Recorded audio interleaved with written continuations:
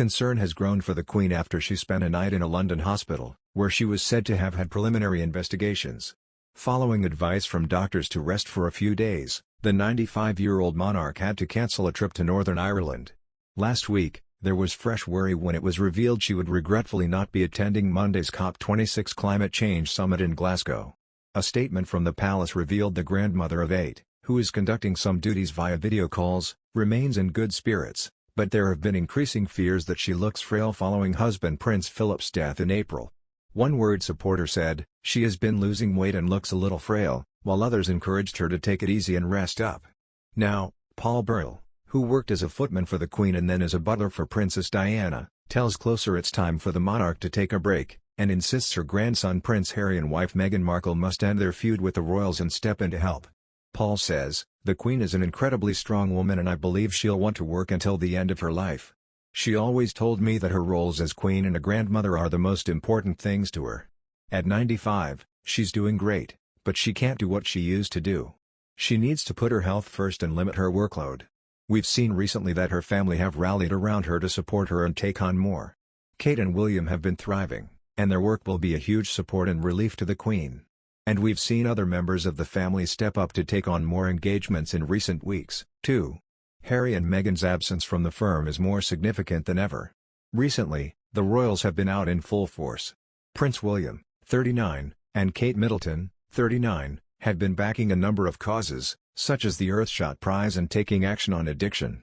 Prince Edward spoke at the launch of the Commonwealth Games. His wife, Sophie Wessex, represented the monarchy at farming events, while Princess Eugenie visited an art exhibition by survivors of modern slavery. Harry, 37, and Meghan, 40, however, stepped back as senior royals and moved to the U.S. last year, before giving interviews with devastating claims of racism within the royal family and a lack of support for Meghan as she struggled with her mental health. The couple have sparked further controversy by signing a series of big-money deals for tell-all books and TV documentaries. Paul says, "Their betrayal of the royals is more noticeable now than ever. With everyone stepping up to support the Queen, Harry and Meghan would have been an incredible help, but they're not. They're in America. They should be here right now, supporting his elderly grandmother. I'd find it unfathomable if news of the Queen's hospital admission wouldn't have hit Harry and Meghan hard. It must have made them both realize what they've done, how far away they are, and the dilemma they are faced with. They are not only denying themselves time with her but denying their children, Archie and Lilibet, time with their great-grandmother." Harry made a brief return for Prince Philip's funeral, the first time since his departure to America. At the time, he described the UK as a trigger for his mental health, and said he feels tense and hunted here.